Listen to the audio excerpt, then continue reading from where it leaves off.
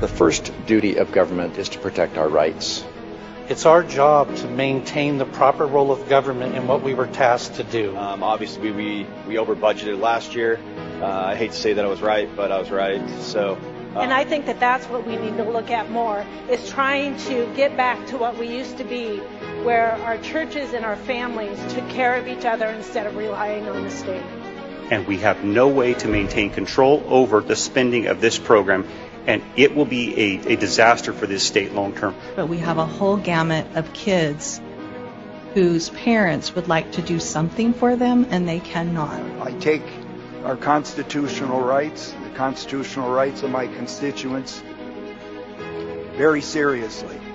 This is simply about putting it out of reach of young, innocent, vulnerable children and making our libraries and schools a safe place for them to go. And I am increasingly frustrated that we cannot stop ourselves from drinking at the public trough. He's sounding the alarm. He's saying if we don't address these issues, we potentially might have greater problems moving forward. Mr. Speaker, no matter how you look at it, no matter how you boil this down, there is never any time that a parent's right to govern what their children see and what they're exposed to should ever be bypassed. If I was looking at a business and I was looking at these figures, there would be heads rolling because this is unsustainable. We're supposed to be bottom-up government. We're supposed to be representing my citizens' ideas and your citizens' ideas, and we're supposed to be discussing them and debating them to come to a conclusion. We need to start making Idaho first. We need to start making America first. We need to be protecting our First Amendment rights, not inventing ways to slowly chip away at them. The First Amendment and our freedom of religion, freedom of speech are our first liberties. They are so important. We don't have the rest without them.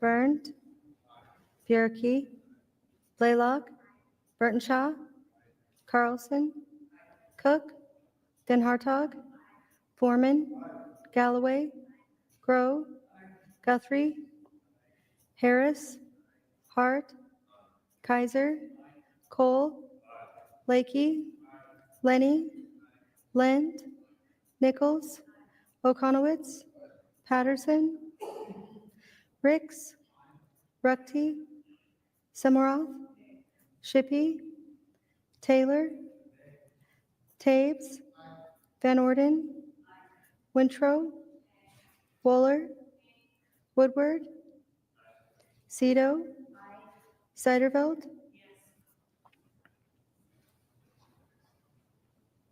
Shippey,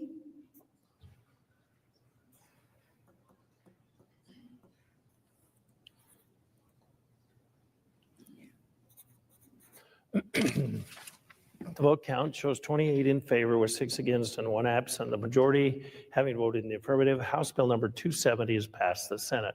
Hearing no correction to the title is approved and the bill will be returned to the House of Representatives.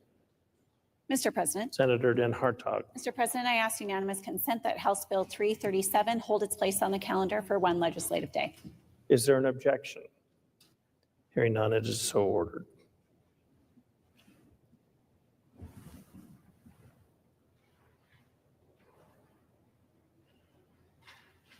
The Senate will now have before it for final consideration House Bill number 361.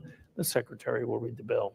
In the House of Representatives, House Bill 361 by Ways and Means Committee, an act relating to homeowners associations to define terms and to revise definitions. Senator Byrne.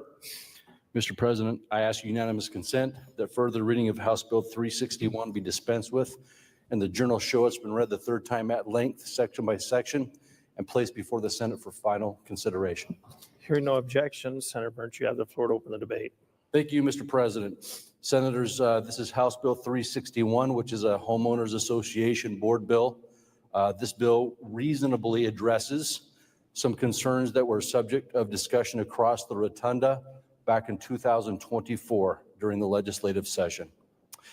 On page 2, line 28, it prescribes a transition from developer-controlled HOA boards to homeowner-controlled boards as a subdivision grows and is ultimately built out to completion. Furthermore, on page 3, lines 14 through 31, this bill clarifies the issue of proxy voting, making it clear that no single individual may carry more than 50% of the total votes through proxies.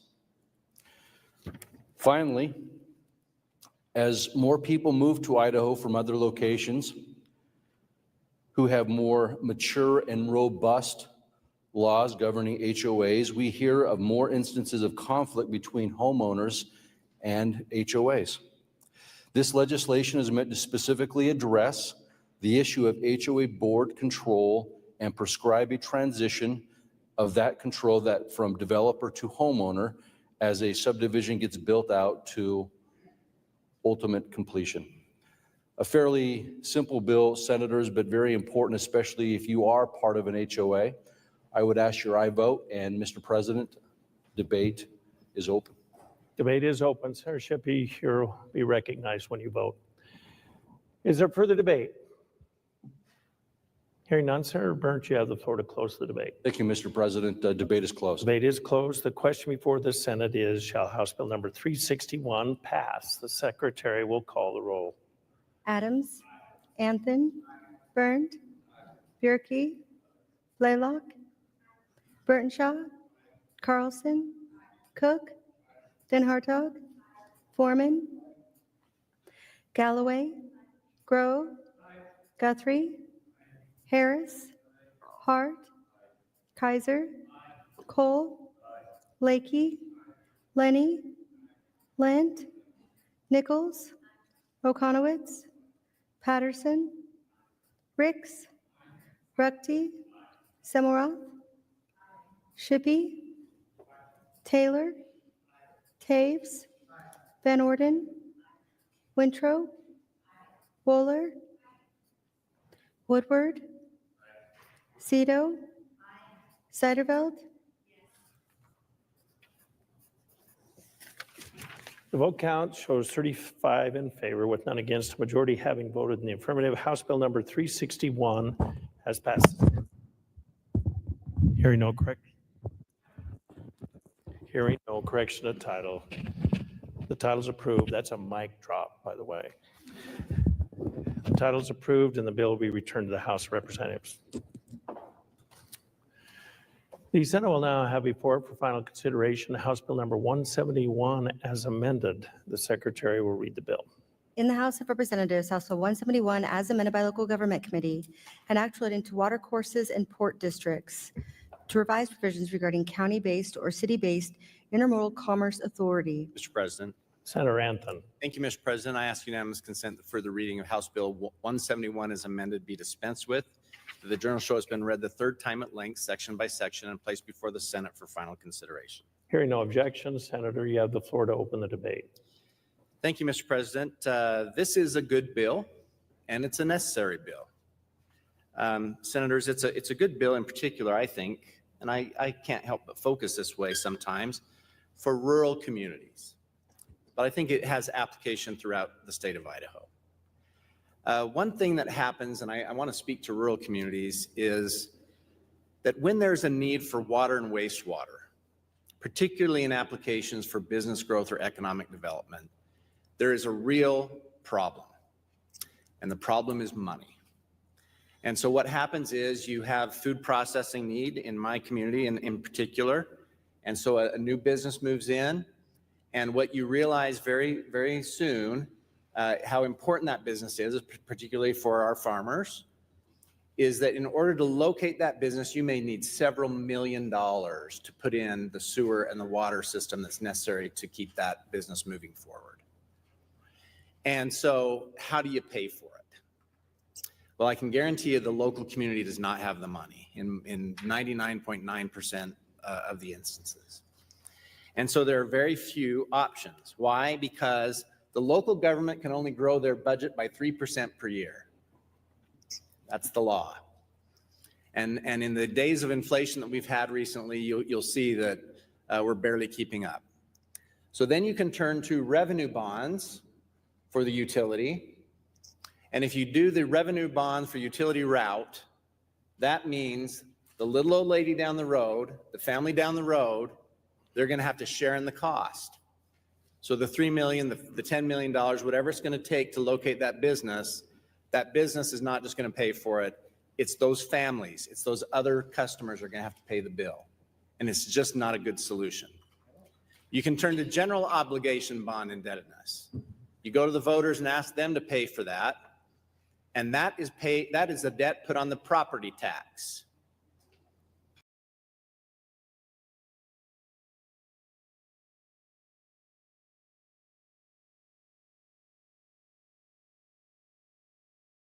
Has been requested. Is there objection? Hearing none, the gentleman has the floor.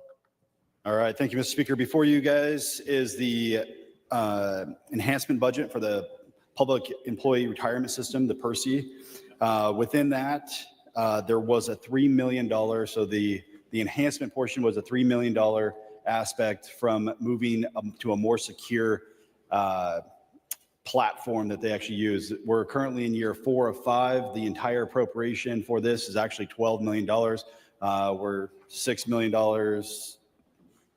in. This will cover us for this year, and then we'll have one more appropriation to finish out that program.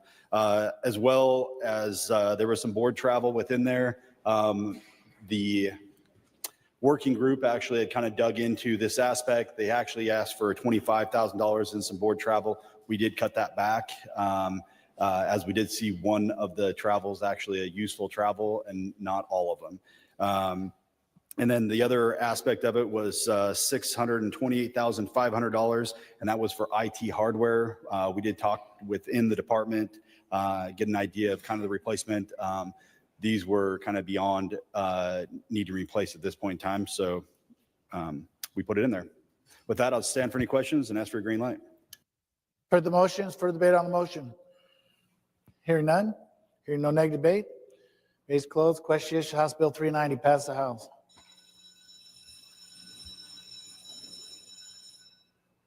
Clerk will unlock the machine and the members will cast their votes.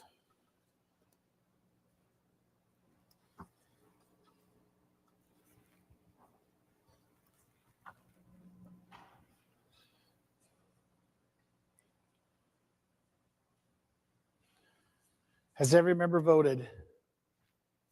Does any member wish to change their vote? Clerk will lock the machine, record the roll. 43 ayes, 27 nays, majority having voted in favor of House Bill 390. House Bill 390 is passed the House. Correction title. No correction title. Hearing none, the title is approved. Bill will be transferred to the Senate. Jump 22. Thank you, Mr. Speaker. I ask unanimous consent that House Bill 379 hold its place on the third reading calendar one legislative day. Unanimous consent has been requested. Is there objection? Hearing none, so ordered. House will have before it now House Bill 419. Good gentleman from 29.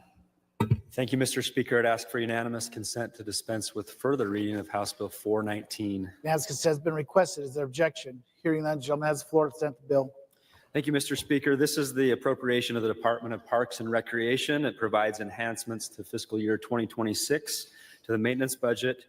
It includes increases to seasonal pay, increases to address park operations, improvements specifically at Bear Lake and Lake Cascade State Parks. We have replacement items in here and hardware replacements. We took a careful review at the replacement items that were requested, and we reduced their request by $200,000 less than they asked after the committee determined that they had some retained funds they could use for those. These are all dedicated enhancements. There's no general funds in this budget to enhance, and I'd ask for your support. Thank you, gentlemen. Further motions, further debate on the motion. Gentleman 24. Thank you, Mr. Speaker, to debate against the bill. Gentleman has the floor. I think this is a great budget that we can stand opposed. As we've talked about DOGE and many other opportunities to do what's right here, we see 5 full-time positions here. We see 44% federal money and a growth of 16.6 in the appropriation here. So I'm a no on this. Further debate on the motion. Hearing none, gentleman 29, care to close debate. Thank you, Mr. Speaker. Since it was raised about the additional positions, I'll just say these staff will address the continued use of our state parks. We've seen over a 20% growth in use of our state parks in the last few years, and we need those staff members to help us take care of this. This includes 2 new park rangers and a requested maintenance person to take care of our parks. Specifically, these ones would be at Eagle Island State Park and Harriman's State Park, and I just ask for your support for this budget to support our parks and our recreational lands in Idaho. Thank you, Mr. Speaker. Thank you, gentlemen. Debate is closed. Question is, shall House Bill 419 pass the House? Clerk will unlock the machine. Members will cast votes.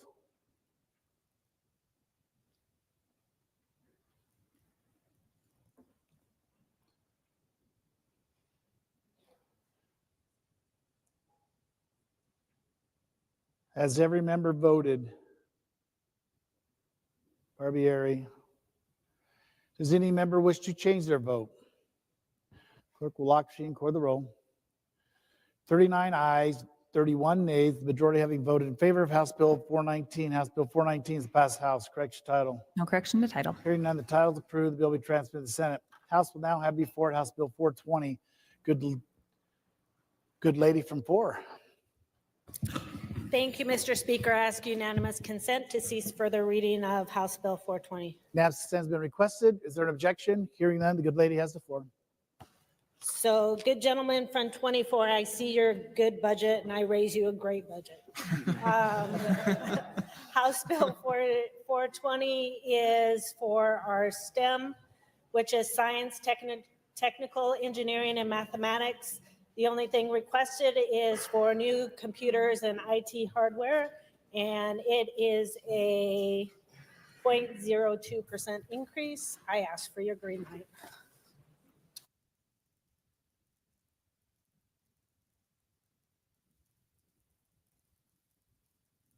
Debate on the motion.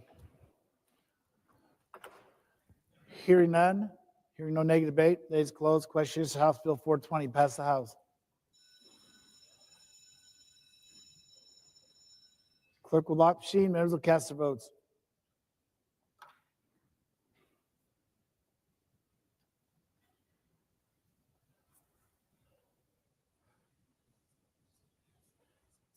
Has every member voted? Wheeler. Does anyone wish to change their vote? Clerk will lock machine and record the roll. 69 ayes, 1 nay, the majority having voted in favor of House Bill 420. House Bill 420 is passed House. Correction title. No correction to title. Hearing none, the title is approved. Bill will be transmitted to the Senate. Jump 22. Thank you, Mr. Speaker. I ask unanimous consent that House Bill 424 be returned back to committee. There were some technical changes. They forgot some words on that, needed it to go back to get the right language in it. Unanimous consent has been requested. Is there objection? Hearing none, so ordered. House Bill 424.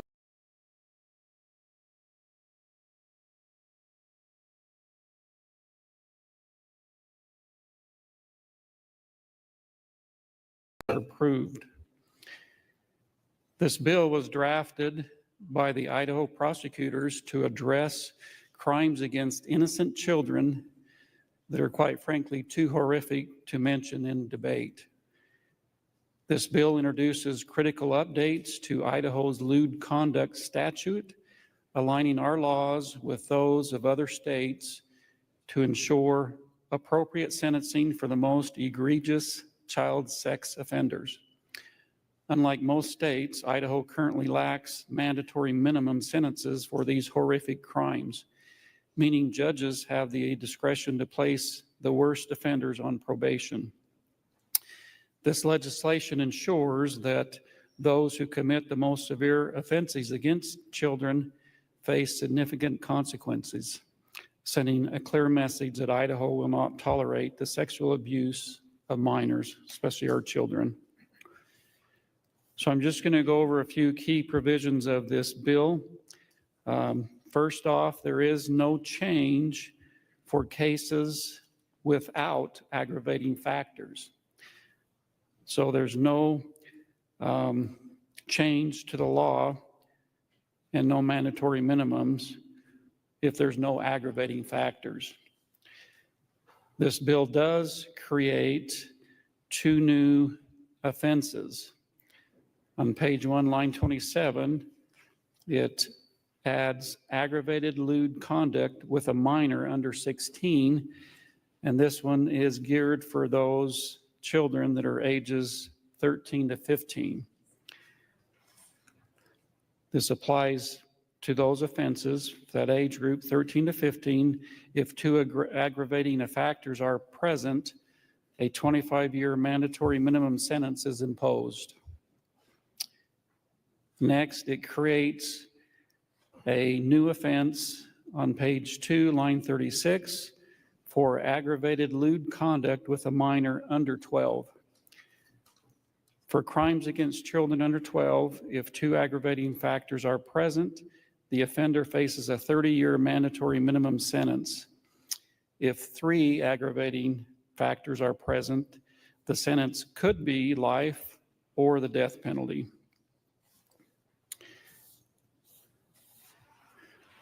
So again, this is for the most egregious types of things that happen to children. It doesn't happen very often, but it does happen. And I'm going to read on page 3, line 6, just one paragraph here. The defendant was, at the time of the offense, in a position of trust or had supervisory or disciplinary power over the victim by virtue of the defendant's legal, professional, or occupational status, and used the position of trust or power to accomplish the lewd conduct, or the defendant had, at the time of the offense, had parental or custodial authority over the victim and used the authority to accomplish the lewd conduct.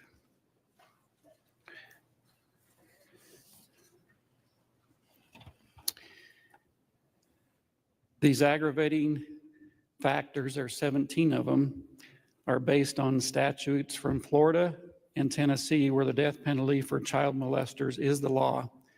5 other states, in addition to Idaho, have death penalty legislation pending similar to this for child rapists or child molesters.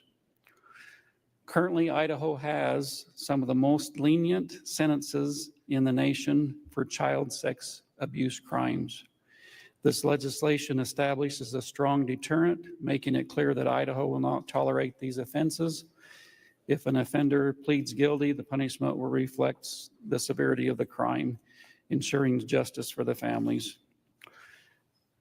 So I will mention that if Idaho does pass this law, that it will likely down the road trigger a constitutional challenge.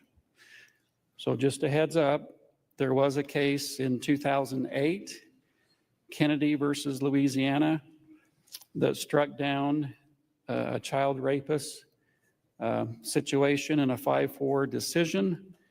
The Supreme Court was a little different makeup back then, with the intent of several states passing similar legislation. The idea is down the road that this will likely challenge another review from the Supreme Court, and with the hope to change this. We do have a Attorney General's office is willing to look at this and carry this forward if we get to that point, but it likely will trigger a constitutional challenge. So with that, Senators, debate is open. Is there further debate? Mr. President. Senator Wintrow. Thank you, Mr. President, to debate against the bill. I don't think there's any debate when it comes to what we think about harming a child. It is abhorrent, and penalties should be significant and severe. I don't think there's any debate about that. I can't imagine anyone believing that Idaho would go soft on somebody who harms a child.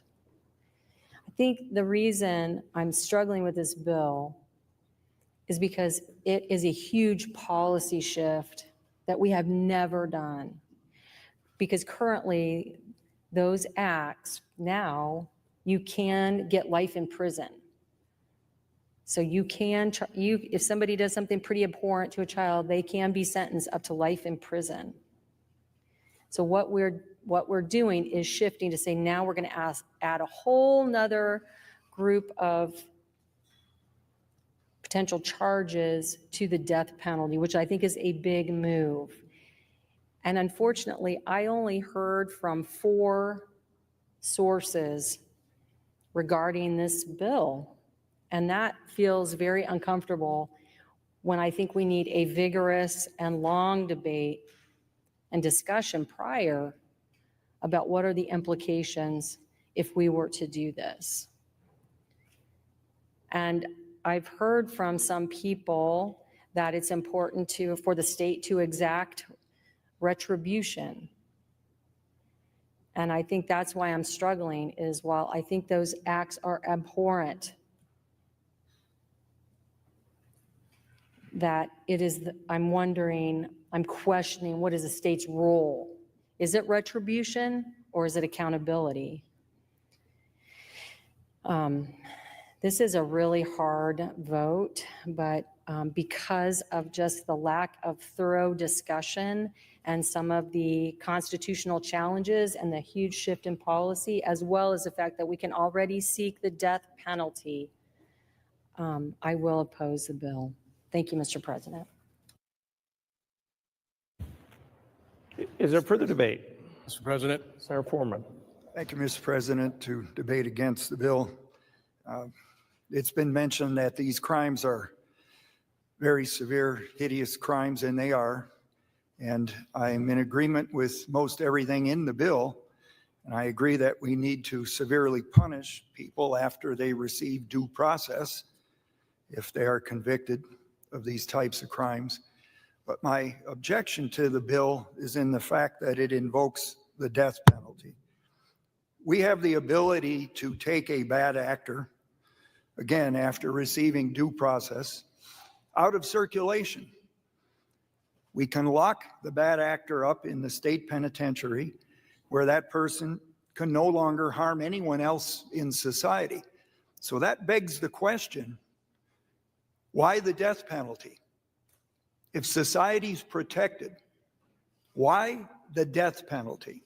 Why do we take it upon ourselves to extinguish a human life when it is not necessary in the defense of society?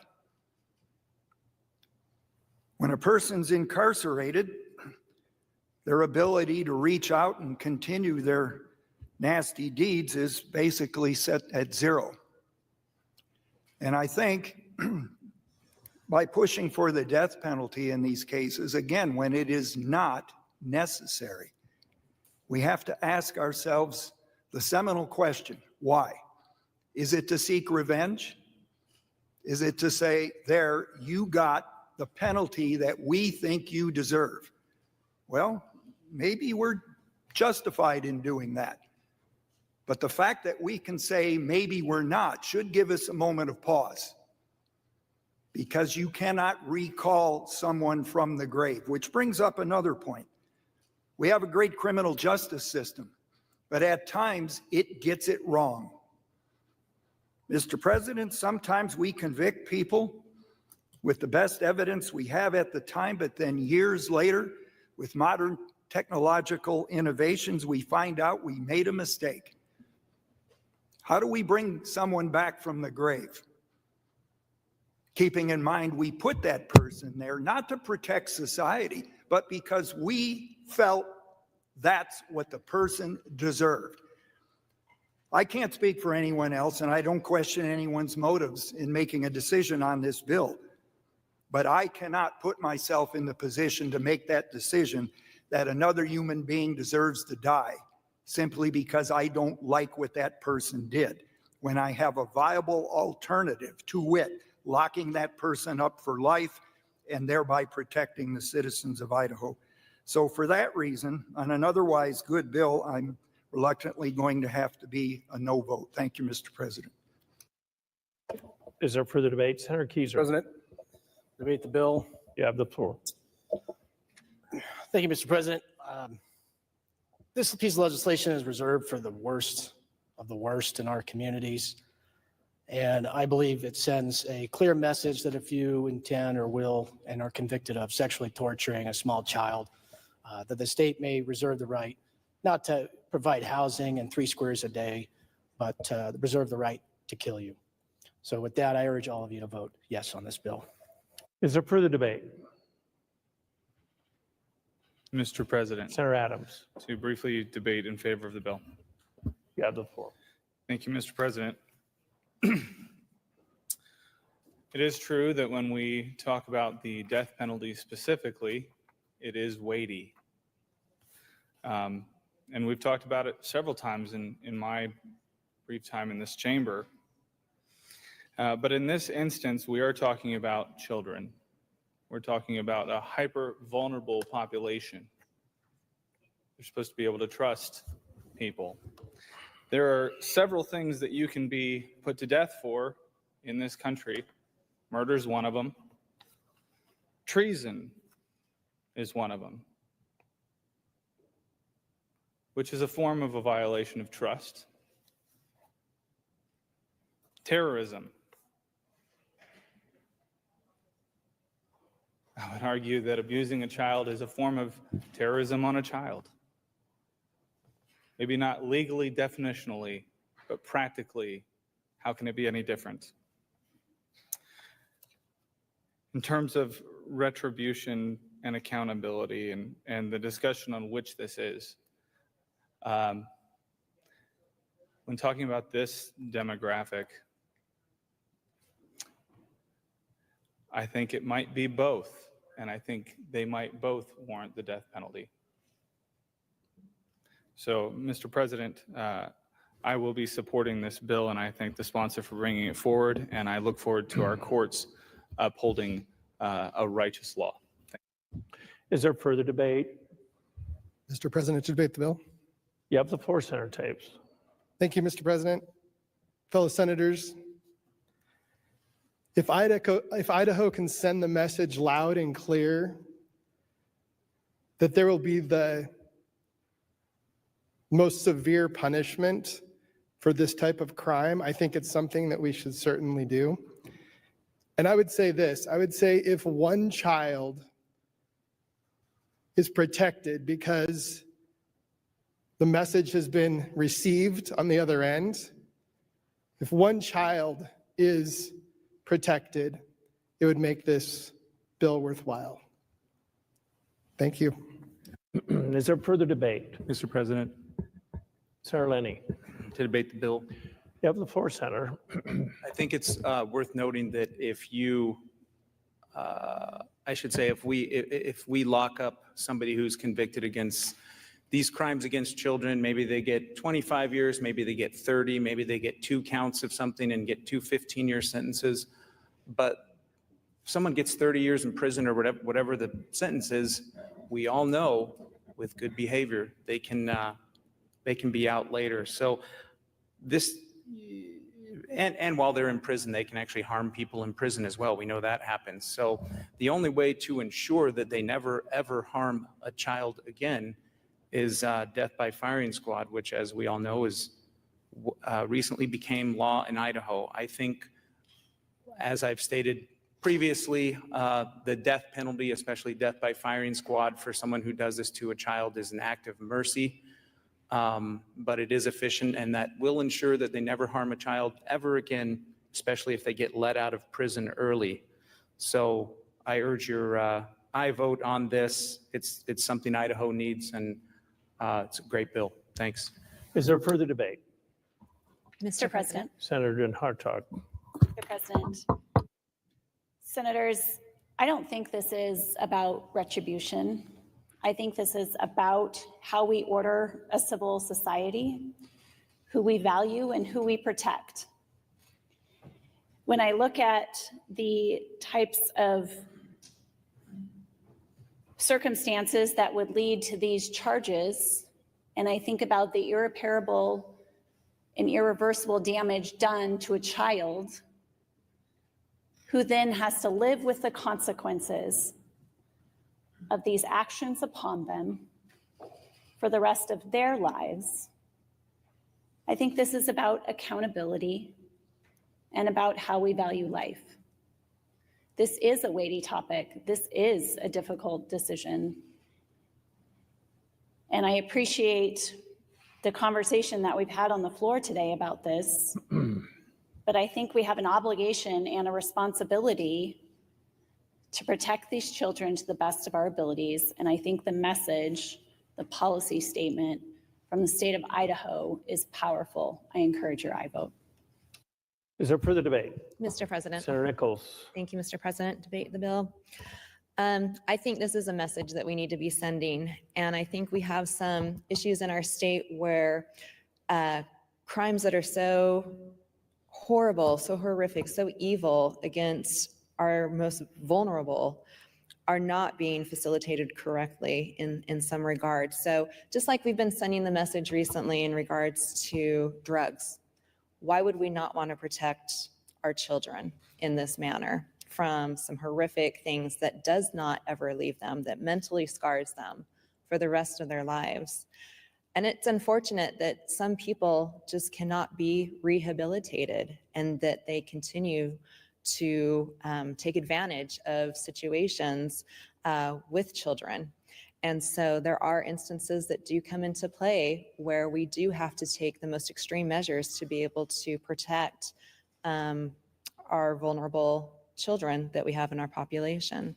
So I think this is a message that we need to send. It is something that we need to be doing, and we need to make sure that our courts are upholding the intent of this legislation.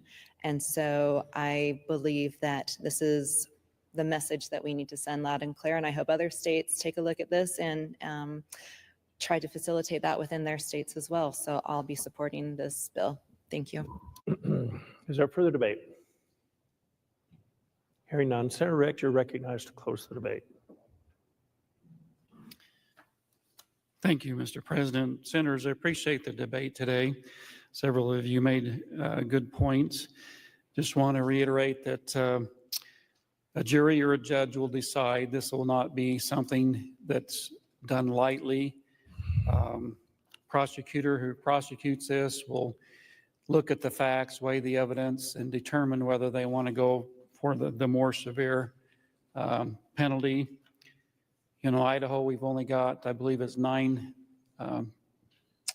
prisoners in death row right now, incarcerated folks. This will not happen a lot.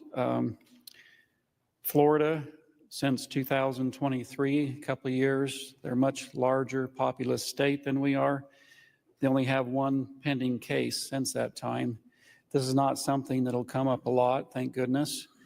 But when it does, then this is an option with this legislation, if passed, that'll be available. You know, there are some crimes that happen to an individual, especially a young person. Think of a 4 or 5-year-old that was raped multiple times over a period of years. You know, what kind of a sentence does that person have to relive those year after year after year? Death might be an easier penalty than that person having to deal with that. You know, Governor DeSantis is here this morning. I met with several legislators. He mentioned this particular bill amongst a couple of other ones, one that they passed in Florida to try to be tough on crime. And I think this does provide a good balance. I urge your support. Debate is closed.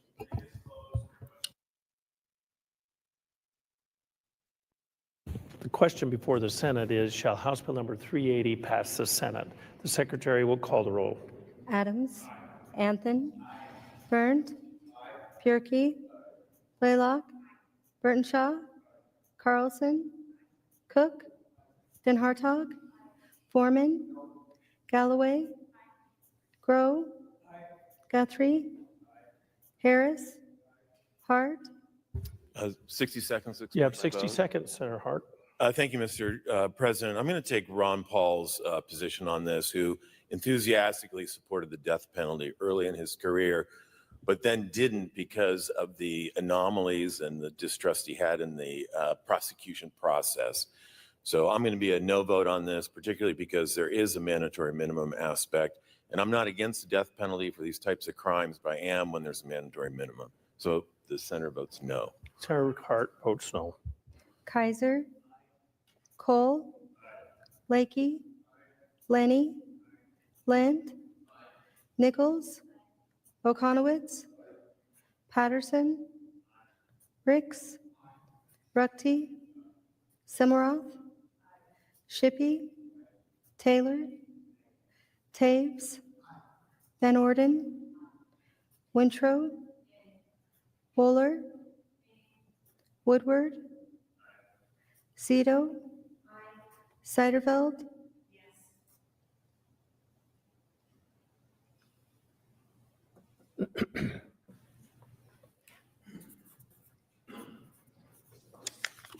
The vote count shows 30 in favor with 5 against, a majority having voted in the affirmative.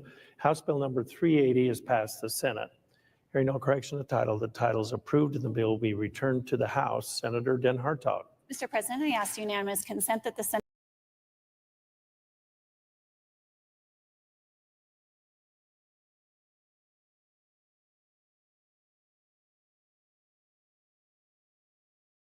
we have before you today is this legislation is designed, or the intent is to make sure that only eligible citizens are voting here in Idaho. A couple of things I want to just run through and to cover with you. The first one is basically it's creating a method for us to verify data, like with the health department, make sure that they're still alive, that are on the rolls. This keeps our rolls clean. The Department of Corrections, make sure that we don't have people that are incarcerated. Tax Commission, and then the big thing is the SAVE Act that's done through the federal government so that we can kind of verify that we have people voting where they're supposed to vote. I had an instance actually happen to me back when I first ran, the first year that I ran, because I used to live in Tri-Cities, Washington, and that year that I ran, the Democratic Party actually called me up and says, I need you to come down and verify your signature on this ballot. And I'm going, wait a minute, I just got elected here, so can't be my signature. So this is going to kind of help with that throughout the different states to verify we don't have multiple voters voting in different states. We are going to ask that you send it to the amending order. And the reason is because, and we've already got the language drafted for that, this is actually going to create a little bit more security through the Secretary of State's office. And if it be your will, I'd like to turn some time over to Secretary McGrain to go over the details. I had every confidence that you were going to allow the Secretary to come up. Welcome, Secretary McGrain. And welcome to committee this morning. Good morning, Mr. Chairman and committee members. For the record, Phil McGrain, Idaho Secretary of State, and it's good to be with you guys.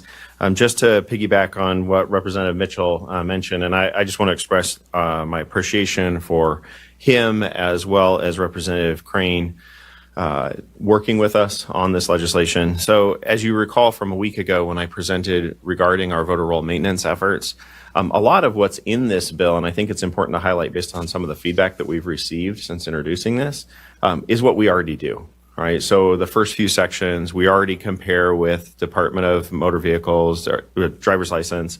We already compare with Department of Corrections, vital statistics.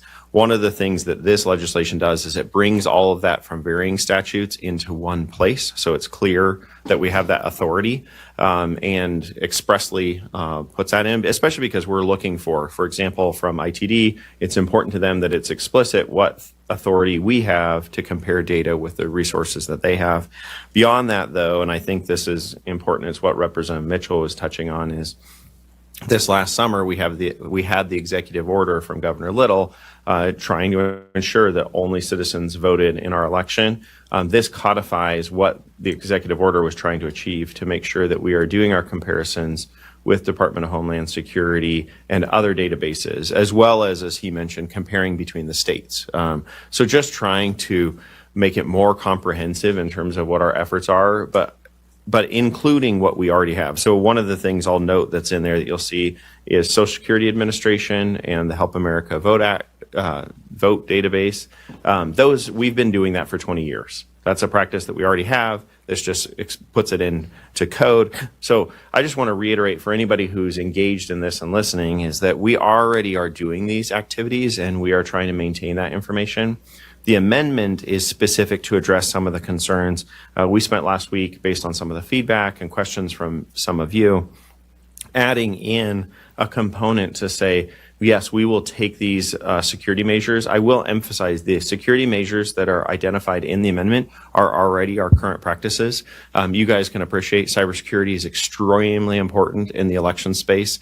Elections have been identified as critical infrastructure by the federal government. And so we receive some of the highest levels of cybersecurity protection in partnership. I've got our CIO, Cody McRoberts, as well as our CISO, our Chief Information Security Officer, Lloyd Barron, here with me as well. It's data security is important regardless of these comparisons, just because of the sensitivity of the information we house.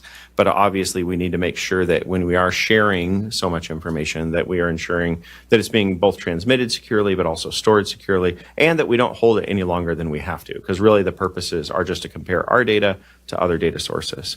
And with that, Mr. Chairman, I'll stand for any questions.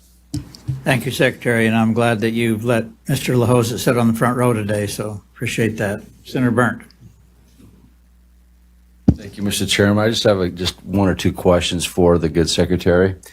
On page 3, it talks about third-party data providers and their role in verification. Can you explain to me who are these third-party providers that it talks about? Secretary McGrain. Mr. Chairman, Senator Burnt. So throughout this, really what this legislation is doing is granting us broader authority to be able to do this. I will give an example just that's specific to your question. So if you remember early in the session, we had Don Palmer. He's one of the commissioners with the U.S. Election Assistance Commission. I remember that. Yeah. One of the things he mentioned when he was here is they are doing a partnership with Equifax to be able to do some consumer data comparison. All of this is trying to do current information, trying to make sure our voter rolls are current. One of the things that we have in here is this does allow us to use information from third parties to do comparison, but it doesn't allow us to share the information that we have with them. So it's specifically a one-way transaction, not a two-way transaction. That may limit our abilities to actually partner with some of these, but it gives us the authorization, if like the EAC leads an effort like that, gives us the authorization to do it. The first half of this legislation really highlights things we're currently doing.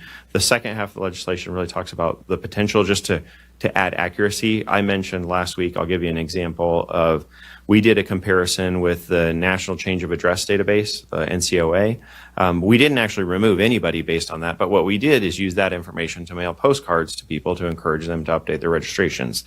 This gives us those tools to identify, are there potentially people who've moved? That's going to be the most common example. And can we clean that up? And so it gives us that ability also with third-party providers. Mr. Chairman, yeah, thanks, Secretary. So is the same question about the commercial data providers as well? One-way street, we can get their information to verify with other information that we have within our system, just to verify that they're Idaho citizens, they're voters. But that information stays with us. We don't share that information with other people. Is that correct? Secretary McGrain. Oh, sorry, Mr. Chairman. Mr. Chairman, Senator Burt, that is correct. Let me see. We've specifically got it in here that in doing it, that we are prohibited in terms of the sensitive information that we may be able to share. So it's really us just getting that list. We can do it. We do our comparison. Just like if you're, for example, in a campaign, you had that information, we can compare, but we're not sharing anything with those third-party providers. One more. Follow up? Yeah, sorry, one more. Thank you, Secretary. And to request your own personal data, if you're an Idaho citizen voter and you want to know what information, personal information that the state has regarding the individual voter, the process of getting, can the individual voter find out what information they have Secretary in the McGrain. database? Mr. Chairman, Senator Burt, yes, an individual voter is always, under the Public Records Act, an individual is always entitled to know the information that's about them. Mr. Chairman, and that process is exactly the same. That process to get that information hasn't changed. Secretary McGrain. Mr. Chairman, Senator Burt, that's correct. Okay. They just make a public records request. That's it. Thank you. Senator Den Hartog. Thank you, Mr. Chairman. Secretary McGrain, where specifically in the legislation is that one-way type provision? I'm just reading through that subsection 2 on page 3. So if you could highlight where it is that only that the flow of information is only one way. I know it may not say it that way. I'm just looking for it. Secretary McGrain. Mr. Chairman, Senator Hartog, I think you've dialed in onto that right section. So the second part of that paragraph, subsection 2, on page 3. So if you look at it, starting on line 20, at the end of line 25, beginning on, so all sensitive personal data such as driver's license information shall be protected from public disclosure and covered under the Public Records Act. Senator Hartog. Follow-up. Thank you, Mr. Chairman, Secretary McGrain. So I understand that it's protected from public disclosure, but what if you enter into an agreement as identified earlier in that subsection 2, that you may enter into an agreement with a commercial data providers? That's in line 22. I guess maybe I'm missing it, but I'm not seeing that one-way protection for the sensitive information that you have. Secretary McGrain. Mr. Chairman and Senator Hartog, given that we're going to be sending it to the 14th order, if we want to clarify that to make it stronger, specifically for those third-party providers, I have no objection whatsoever. Yeah. I don't see any other questions. We do have a few signed up to testify. Okay, thank you. Thank you. We're going to try Teresa Roth by telephone.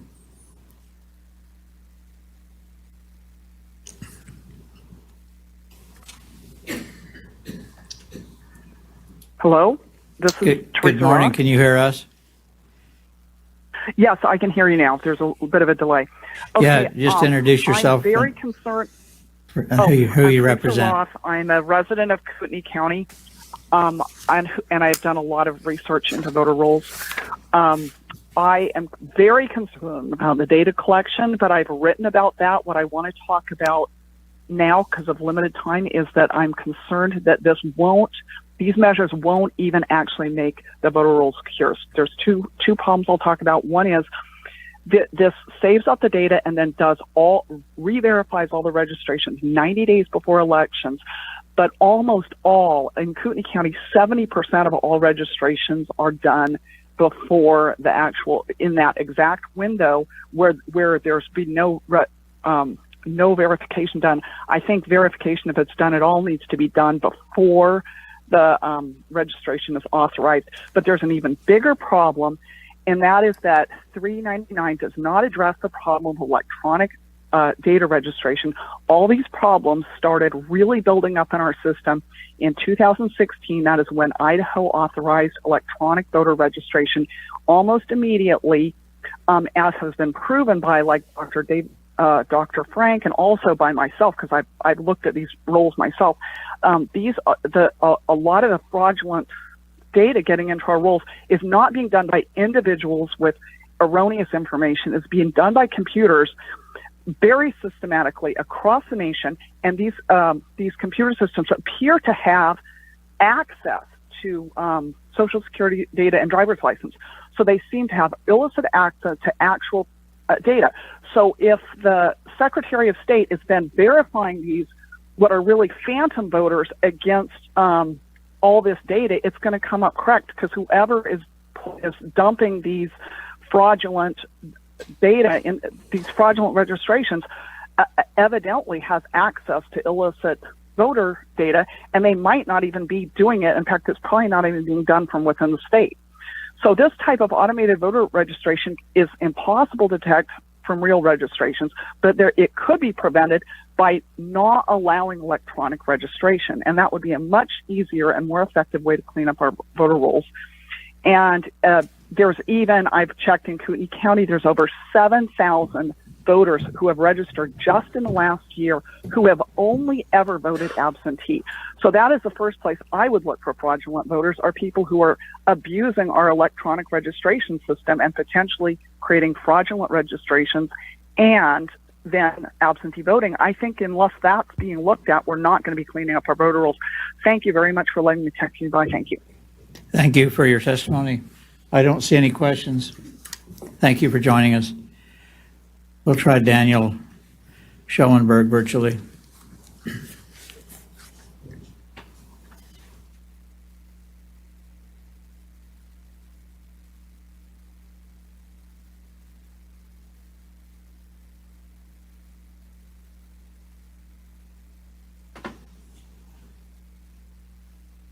Good morning. Can you hear us? I can. Can you hear me fine? Yeah, just introduce yourself for the record, who you represent. Welcome to committee. Yes, my name is Dan Schoenberg. I'm up in Latah County in Moscow, Idaho. I live at 1009 Red Tail Lane, and I'm representing myself. I do a lot of voter analysis and use a lot of the voter rolls in the state of Idaho. I sent in some written testimony, but I think there's some statistics I want to highlight as to the need to do some of this and allow the state to continue to help to make sure that we have integrity in our voter rolls. At the end of February each year after general elections, there's a general removal of voters who haven't voted in the last 4 years. This year there was 144,000 plus that were removed, about 12.4% of the total voters. In Latah County, that we have 23,000 plus voters, and we removed 3,813. That's 16% of the total voters. Looking at the state rolls statewide, we currently have 191 voters over the age of 100. 48 of which voted in 2024. Those centurions should be congratulated for voting. But this would help clean up some of that information. We currently have on record 2 individuals who are 225 years old. And so if we use this process, we'll be able to clean up some of these rolls. In Latah County, because of the University of Idaho, we have a much more transient population. And so 16% here were removed.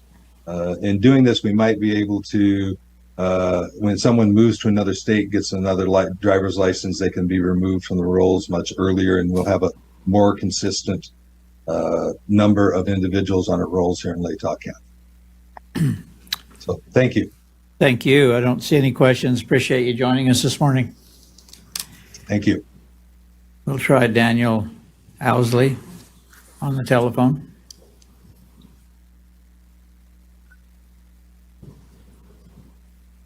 Hello, this is Daniel Owsley from Hayden, Idaho. Good morning. Welcome to committee. Can you hear me? Good morning. Yeah, the time's yours. Good morning, Senators. I'm an IT architect with nearly 30 years of experience in the technology industry, and I am calling in to request that you please vote no on House Bill 339. As a state that values liberty, Idaho has a responsibility to its citizens to protect their personally identifiable information from malicious hackers, from data leaks, and from harvest now, decrypt later schemes. This bill would provide no additional voter protection, but creates extra copies of data with no security requirements, no requirements for quantum safe encryption, no requirements for security logging, no requirements for data encryption during transfers, and no requirements for quantum safe encryption of main memory of these systems. The Idaho Secretary of State already has the capability to perform all of the checks mandated in this bill. His own letter to the committee dated 3/14/2025 proves that he can do this. He only found 34 fraudulent registrations, and his letter implies that this is the first time he actually ran these additional checks, so it's likely that he's going to find less the next time he runs these checks. The Idaho DMV has the ability to assist with all of this because of their association with the American Association of Motor Vehicle Administrators, AMVA. The bottom line is all of the functions requested in this bill are already in place and available to be used without additional infrastructure and, more importantly, additional copies of data. Idaho should focus its attention on upgrading in systems that contain personally identifiable information to provide quantum safe encryption for data at rest, data transfers between systems, and for the main memory of those systems. Remember, and this kind of goes to the point of third-party connections. Remember that some of the largest hacking attacks in the world have come through third-party companies. The citizens of Idaho deserve a government that protects their personal information. This bill does not do that and does not provide any capability that the Secretary of State does not already have. Thank you for your time, and I stand ready to answer any questions that you may have. I don't see any questions. Appreciate your insight and for joining us this morning. Thank you. Jody Arnold. Welcome to committee. Introduce yourself and who you represent. Good morning. My name is Jody Maybe Arnold. pull that mic down a little bit. Sure can. My name is Jody Arnold, and I live in District 23 in the city of Nampa. I am an election junkie, just like Secretary of State. I've been studying elections for the last 4 years. I'm a judge at Precinct 27 in District 12. And I've been a judge the last year. And I would like you to amend this language to include same-day registration. We need to vet people before they actually vote. When they come to fill out their form, they just attest to the fact that they are citizens, but we don't get to prove it. So on election day, I don't have the same kind of vetting process that the election office has. So we just take their word for it and we let them vote, and they put their vote in the box, and later we may find out that they're not a citizen. We can't take their vote back. We've had many elections that are very close that could have an impact on. So last year we had, in November, we had over 121,000 people, same-day registration. That's a lot of people. We had in my precinct of over just under 1,250 people came to vote that day in my precinct. I had 401 same-day registrations. 401. That's a third of the people that I did not get to vet their citizenship. I sent you all some language that I would like you to add to same-day registration, or they would have to prove that they're a citizen when they come to register same day. And I sent it to Catherine, and you're going to do the amending order, and I would really appreciate it if you looked at that. And I stand for any questions. Senator Burns. Thank you, Mr. Chairman. Good to see you this morning, Jody. Good to see you too, sir. Good. You have a concern about same-day registration. If someone were to, just walk me through this. I'm just thinking about it in my mind. So if someone were to come same day to register and they brought, bills or some type of ways, different ways in which they can prove that they live in the district, and they have a driver's license or a passport or whatever, wouldn't that be able to prove that they're citizens? It Ms. would. Arnold. Yes, Chairman, Senator, it would, but we don't currently do that. We just check for their residency, which is different than citizenship. Mr. Follow Chair. up. So my daughter, thank you for that. So my daughter, this last election cycle, I wanted her to, she wanted to go vote for her old dad for the first time, And so she showed up and she didn't have her driver's license. And so we went back home and grabbed her driver's license, came back, and she had a bill or a credit card or whatever. And so she was able to, they wouldn't let her do it. I didn't want to do the affidavit thing. So I don't think you can even do the affidavit when you're registering to vote anyways. And so she showed her driver's license and was able to prove that she was a citizen and that she lived in the district. So I guess I'm trying to walk me through how that's not working. Ms. Arnold. So the form that you have that you fill out, you just check a box that says you're a citizen. Everything else just proves that you're a resident. That's it. And you can get a driver's license that you may have used fraudulent information to get a driver's license. And that doesn't necessarily prove that you're a citizen. If you have a passport, which is a different process, that would prove you're a citizen. If you had your birth certificate, that would prove you're a citizen. Tribal cards, they go through a different process and you prove you're a citizen. It doesn't necessarily prove that you're a citizen if you have a driver's license. Don't see any other questions. Thank you. Don't have anyone else signed up. Is there someone that failed to get signed up that would like to testify? Not seeing any. Secretary, Representative, whoever wants to close. Or you can split that time as well if you'd like. Thank you, Mr. Chairman. And I think just based on some of the testimony, I want to add some clarity. This is probably more for anyone listening. I know you guys have copies, but what we're recommending is this go to the 14th order for amendment. And so, Mr. Chairman, if you're okay, if I can just read the proposed amendment, because I think that, I want to highlight in particular Mr. Osley's comments regarding the data security and information. We do take it very seriously. And I'll note, too, you guys had the presentation last week. The 34 voters that he identified, that was just the comparison we did with DHS regarding citizenship. As you know, because you received this, we removed over 144,000 voters over the last year based on people moving, deceased, and other reasons. And so this is more comprehensive than that.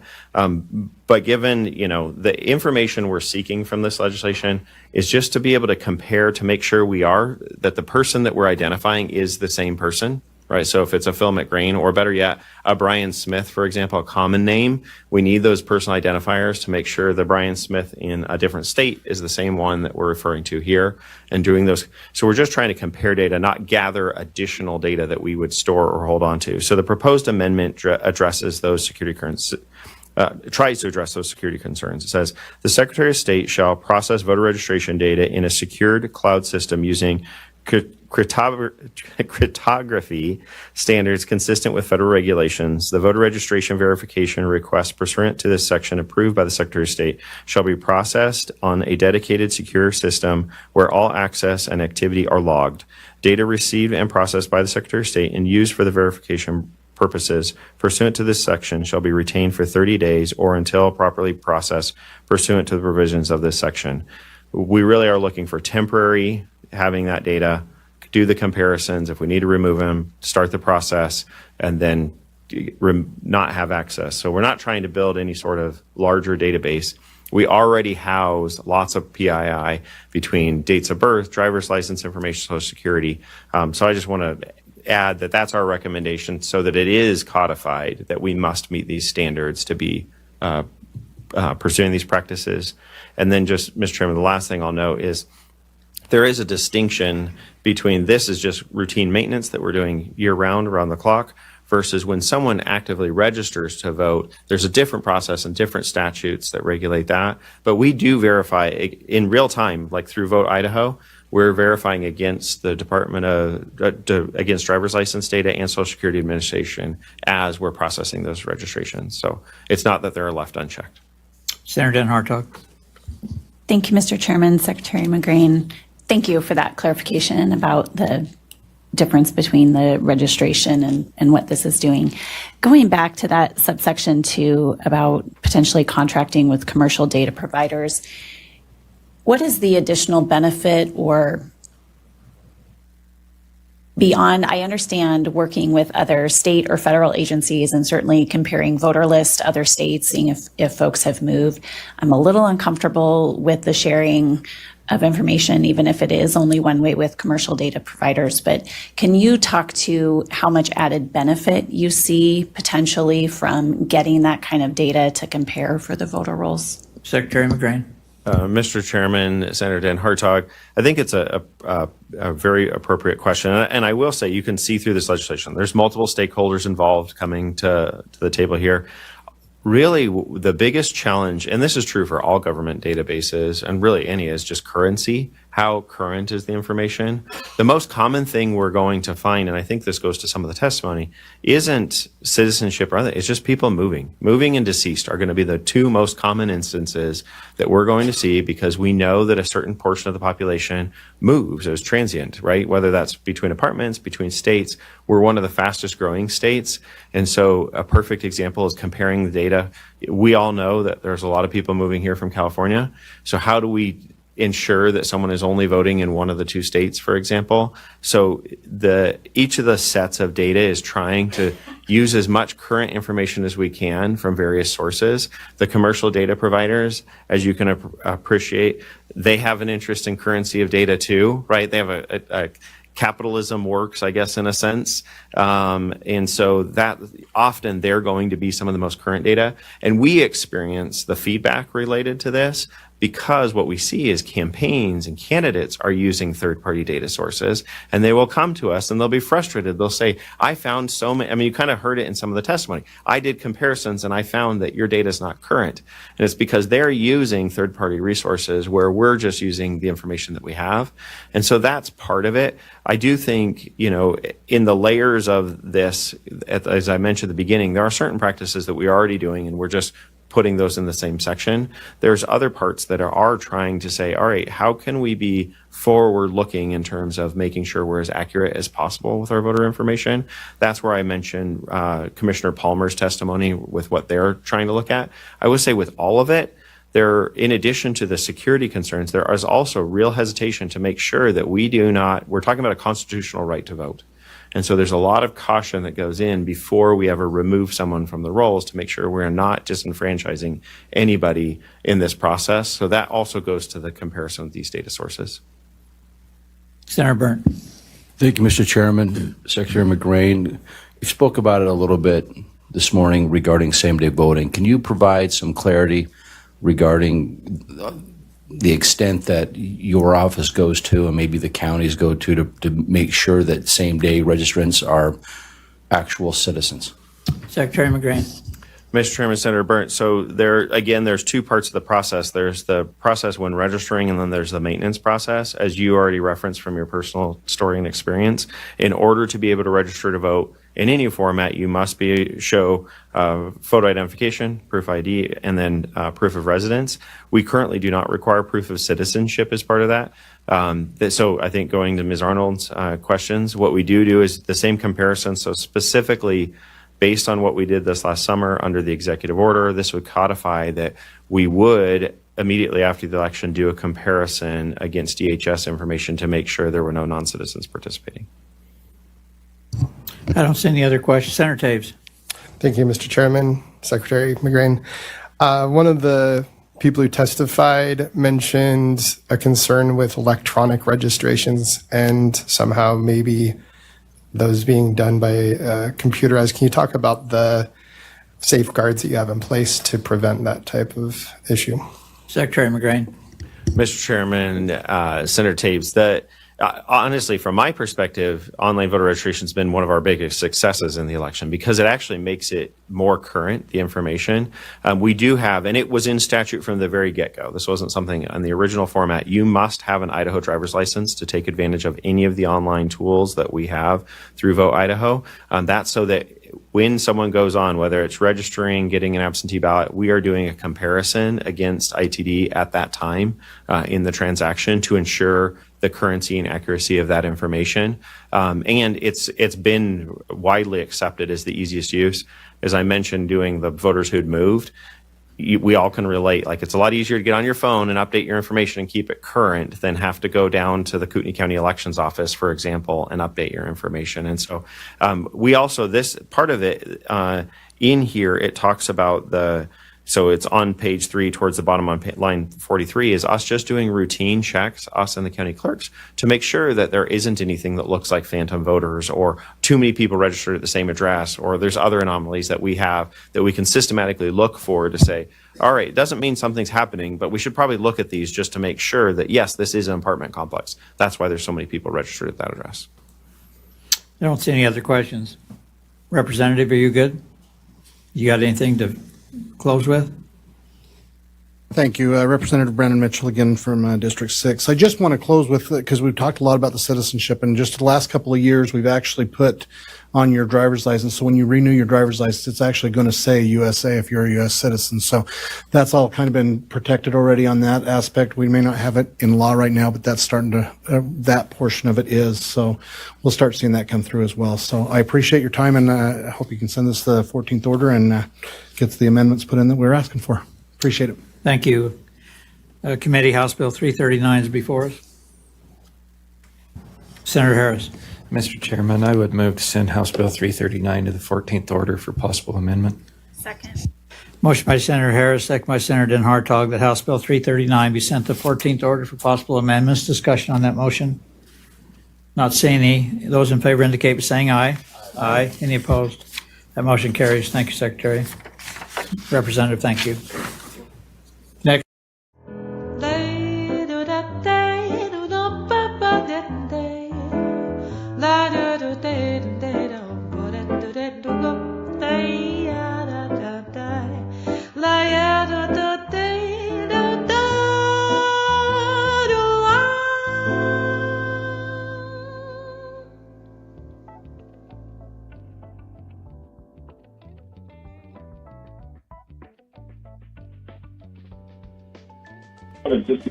Hi, it's Lynn Bradescu. I'm down here in Boise, and I just wanted to let Matt know that Heather Scott and did a great job with House Bill 96, the flag bill. So it passed through the Senate State Affairs Committee this morning. It's already passed the House. It'll go down to the Senate floor. There will be one small amendment, but looks like no more of those other flags will be allowed to be flown on state property, government property. So I just wanted to let you know, and thank you so much. Let's get the word out. Thanks. Bye. For some reason, Idaho is one of the most popular states to relocate to in recent years. Idaho may have a few good qualities, but there are a lot of downsides that you should consider before you take the leap and rent that U-Haul truck. Here are 5 reasons why you should not move to Idaho. Written by an Idahoan. Number 1. The ugly scenery. No offense, Idaho, but who wants to look at serene lakes and evergreen forests all year? Who wants the peace and quiet that can only be found in the remote reaches of the natural world? Number 2. The crazy neighbors. Idaho's full of people who believe in wacky stuff like obeying the law, personal responsibility, self-sufficiency, leaving an inheritance for your children, and a bunch of other weird stuff that just makes you go, ew. Keep me away from there. Number 3, the savage wildlife. Idaho is unfortunately home to the following deadly creatures: grizzly bears, black bears, koala bears, panda bears, gummy bears, mountain lions, regular lions, moose, wolves, rattlesnakes, elephants, kangaroos, tarantulas, saltwater sharks, freshwater sharks, land whales, new discovery, walruses, horses, chickens, and cows. The last one may be the most deadly of all for obvious reasons.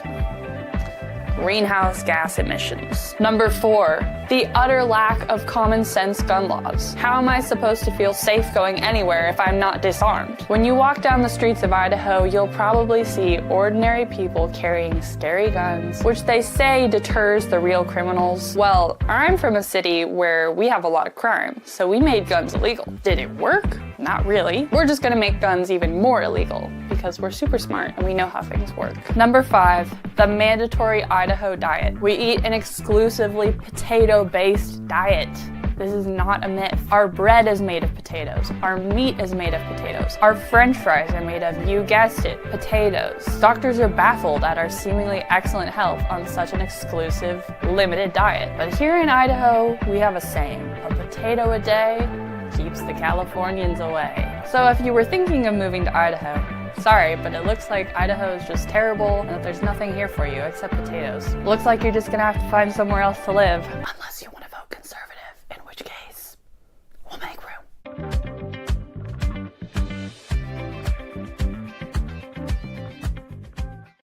This bill, I think, it puts a stake in the ground that says we have a sovereign right to protect what's ours.